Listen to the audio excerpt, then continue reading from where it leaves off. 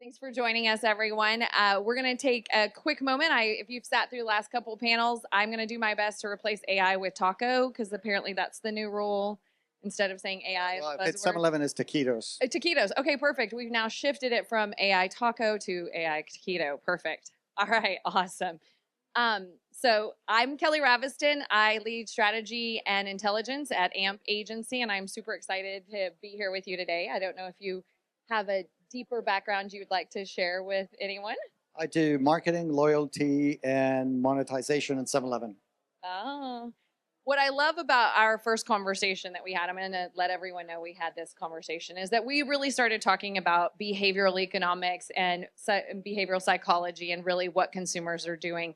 And I know you have access to a slew of data, right? We've been talking about data stacks forever and all that stuff, but I think we forget all the time that humans create the data, right? And so what is something that you have seen in the data that was the difference between what people say they do and what they actually do in store?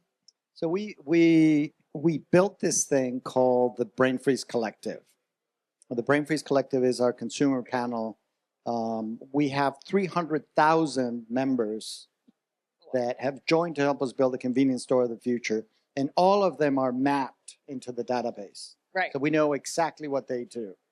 So we did this research where eating healthy, better for you, half of them, we recruited them based on what they said.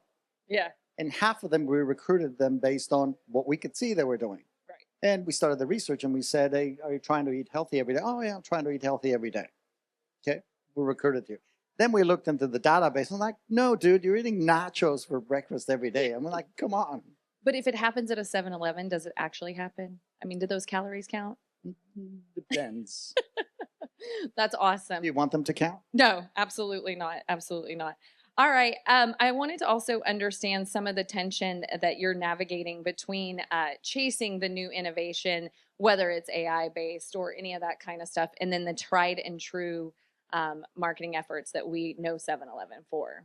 I'm a bit of a second mouse gets the cheese kind of guy. Okay. Right. So I don't like innovation for the sake of innovation. So most of the things we test a lot of things, right? But we don't go all in on new technology if we can't really figure out or explain, well, how is it going to make us money, right? So for example, retail media, everybody was going in one direction, and we thought, well, that doesn't work for 7-Eleven. We need to do something different.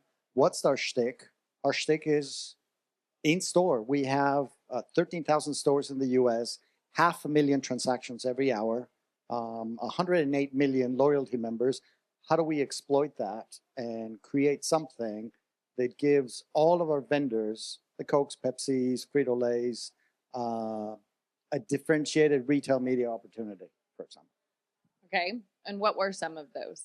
Well, our main thing is, if you look at all the retail medias, most of them are performance ads on first-party websites. Okay. We're a convenience store. We don't have a lot of people going to. I wonder if 7-Eleven sells energy drinks. Of course. Of course. Right? So our retail media is primarily in the store. And so when we were building it, we have two primary channels. One is the pump screens. We are one of the largest, if not the largest, fuel retailer in the United States. We have about 10,000 locations with fuel and call it about 8 screens in every one of those stations. And inside the store, we decided not to go for screens because the dwell time is so short that we decided, well, let's go for audio because we need to make sure that every single consumer that goes into a store gets influenced before they make a choice. So is this through in-store radio? Yeah, we call it in-store radio, which is sort of a misnomer, right? Right. Because all the radio is streamed into the store. Every store has different music. It's tailored to the individual store. And then we play one song and then 3 ads. The ads are also streamed into the store. They're tied to a platform that is looking at all the transactional data, and it's optimizing what ads should be played in what stores at what time. And then at the end of the day, overnight it calculates, did we get incrementality? Yes, no, and then switches the ads. Also, all the creative is text to voice. Right. So what we can do is a lot of A, B, C, D, E testing. So male or female voice or a peppy voice. What do we do with the southern drawl in Texas? Does that sell us more? Right. And so we use all that to optimize. So why do you think it's working for 7-Eleven and for y'all other than other retail medias, right? Because it's starting to be decentralized at most of the other retail outlets. Well, it's very different. If you go to our store, the stores are very small. We sell three things. We sell sips, snacks, and cigs.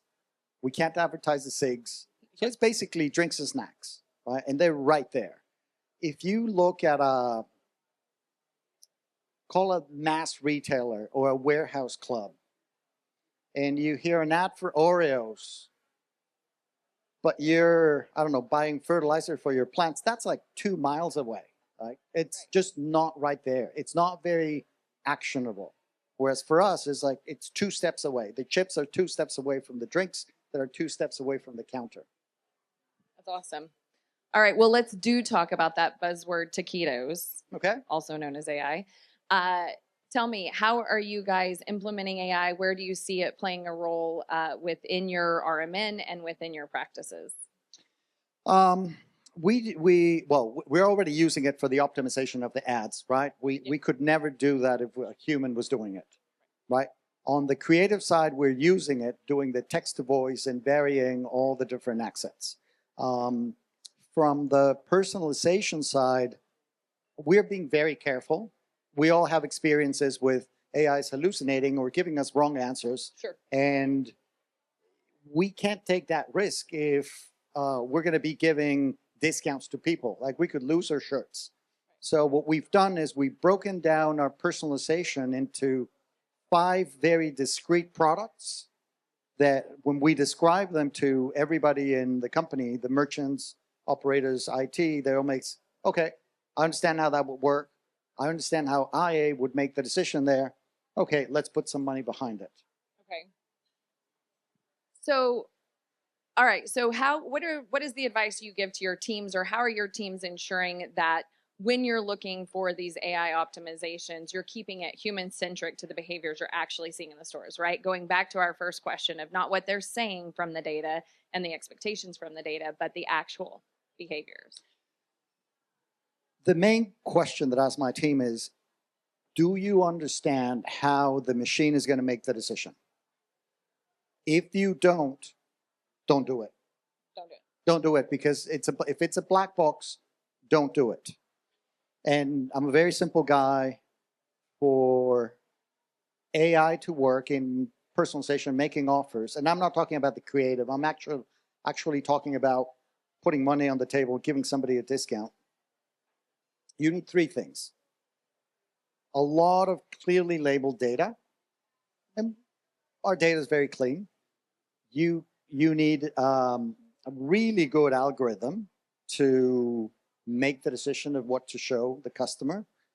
And then you need at-scale channels, right? Sure. So we got channels, we have the data, the algorithm is the one that worries us. If we can't describe what it's doing, then we always say no. Or we test it in small scale with a test versus control and see, does it make us money or not? But I want to make sure it's not a mirage, right? Yeah. That, oh, it looks like it's making us money, then we turn it on at scale and suddenly we're losing money. So we spend a lot of time with the data guys trying to understand how the decision is being made. So across those practices, is there a specific moment where the data surprised you and your team, maybe challenged an assumption you were expecting? Any big key findings? I'll give you a story. You can share secrets. I'll give you a story, which is we were in the middle of COVID, coming out of COVID. During COVID, a lot of our stores lost the ability to do self-service. Sure. You were not allowed to pour yourself your own Big Gulp or choose your own taquito. You had to tell the Make them person in the suicide. store, hey, can you make me a suicide? A little bit more country made. No, no, no. More ice, more 3 second this, dwell more that. time on the Mountain Dew. When we were opening up again, we were trying to figure out, okay, how do we do that message, right? How do we tell people we're opening up again? And we had a lot of different message. We were testing that. No clear signal as to which one was going to work better, because there were a lot of people already worried. And then we said, okay, well, let's cut this by political affiliation. And suddenly it was absolutely crystal clear. Blue side was, are you going to still clean the machines? Am I still going to be safe? Okay. And the red side was like, freedom! Nobody gets between me and my I'm big gonna goal. make my And so we did suicide. two creatives, and it went really well. I love And it. that all came from the data. I love it. All right. So since we have told everyone that we're going to get to the secret sauce, what are you most excited about in the upcoming years for 7-Eleven? What's next? What's exciting?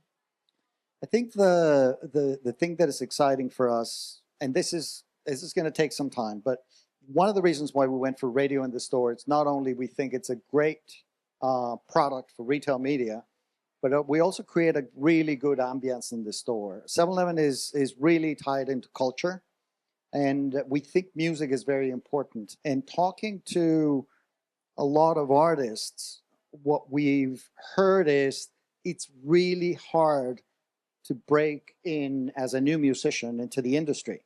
And there's so much AI slop. Now we have effectively the largest radio station in the United States. We control the music. We can introduce a lot of people. And when you go into a 7-Eleven, you're not wearing headphones. Most people drive to a 7-Eleven. Most people don't wear their headphones in their cars.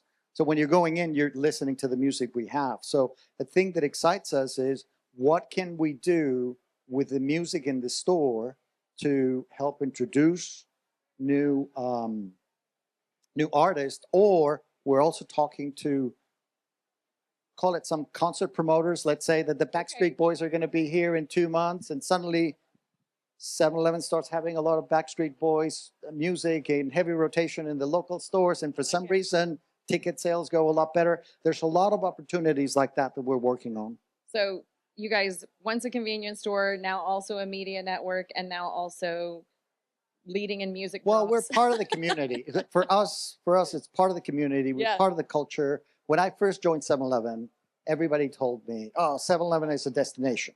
Yeah. It's not. It is not a destination. What 7-Eleven is, it's a connector. People are going from A to B. We get them there in better shape than they would have otherwise gotten there. So mom picking up the kids, taking them soccer, kids are cranky, stop at 7-Eleven, get some chicken wings, a couple of juice boxes, you're set. You're going from sales call to sales call, haven't had breakfast, stop at a 7-Eleven, grab a Red Bull, a bag of chips, you're set. And then we already clarified those calories don't count. So Don't just count. remember that. They don't count. Okay, so because I have had a little peek under the curtain, I'm super excited about the 100th anniversary. Yeah. Tell us a little bit about that. First convenience store ever in the planet was a 7-Eleven, 99 years ago in Dallas, Texas. It wasn't called 7-Eleven, it was called Southland Ice Company. And so next year, we're going to be celebrating our 100th anniversary, not only in the US, but globally. We have 88,000 stores across the globe. Same.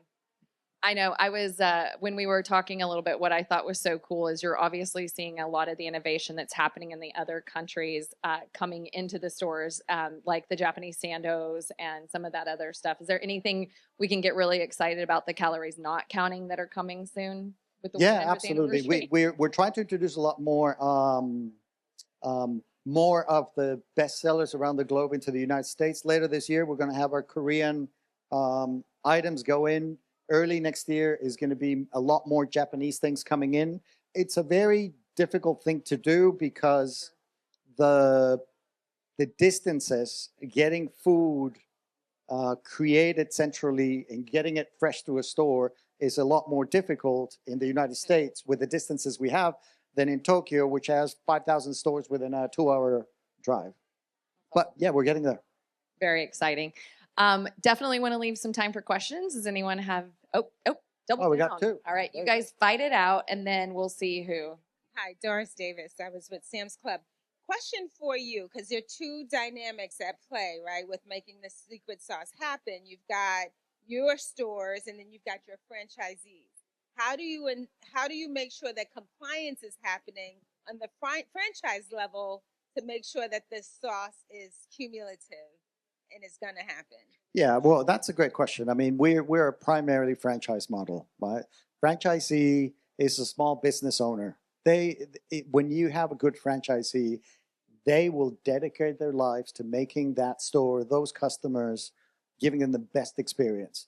So we spend a lot of time making sure that the franchisees understand what the secret sauce for 7-Eleven is and what they should do and never water down, and then where they have some flexibility. And also in all the communications we have with the stores, we make sure that it's like very, very, very easy and simple. But as small business owners, the franchisees have the ability to carry or not carry any product we sell and lift or reduce prices on any item, which sometimes complicates things for us. I didn't know they could make Yes. those decisions. So, Wow. for example, in the radio, we're calling all the promotions. And let's say that we have a franchisee that has a store in Broadway, really close to Times Square. And we have promotion, 2 bottles of water for $1. And franchisee's like, no, dude. No. It's like, no, I'm a tourist destination. I'm not going to do that. So 10 days before the promotions go in, all the franchisees have the option to opt out of the promotion so that in the radio, in the store, and all the POS, that promotion doesn't go in. Very complex. Long answer menu to a short program. question. Yeah. Hi, Mike. So one of my takeaways from the last couple of days is this idea of being in culture and being kind of the brand marketer is the modern cultural anthropologist. But what we see is consumers are fragmenting, their mindsets are shifting. And I wonder, like, how do you attack that at scale? Because it's easy to have one-by-one conversations to get your read on it. But with everything changing so fast, how do you stay on top of what that mindset is? You don't need to. You would go crazy if you tried to. Our approach is this. There's a really good article, podcast online called "The Internet is Tokyo." I don't know if you ever heard about that concept. But the concept there is if you want to go really wide and whatever you do resonate with as many people as possible, that's your strategy and that's what you go for, you're going to water it down to a point where it's just like, bleh.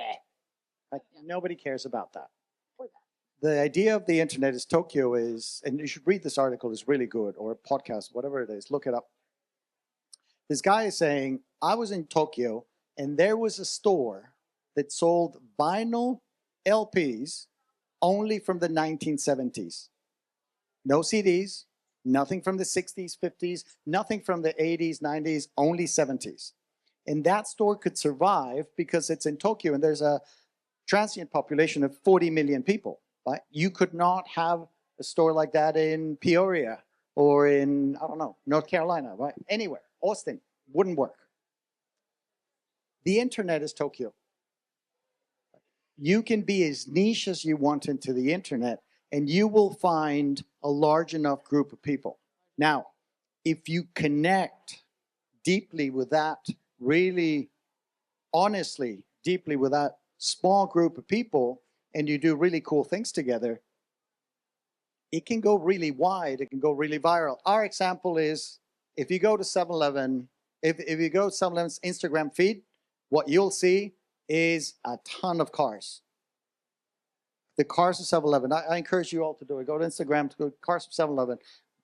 People who trick up their cars and put spoilers and camber the wheels and take off the handles, and Hit my ride. they're fewer than 1% of the population, right?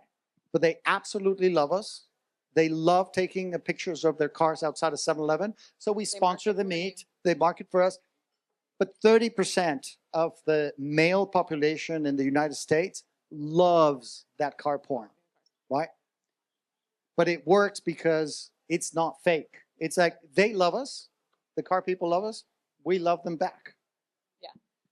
I think that's really interesting So because it's those niche, niche segments. at scale. Yeah, and they have that anthropological convergence when you see it from a But it needs to be true. You can't manufacture it because people will see right through you. true story. All right. Cool. Great. Well, thank you. Does anybody Okay. have any other questions? Or you did a great job. Okay. This I is was really- I was thought we were at time, so I was just Yeah, watching. you are. I And wanted- we I had wanted some to be on stragglers. Cool. time. Excellent job. Excellent job. Thank you.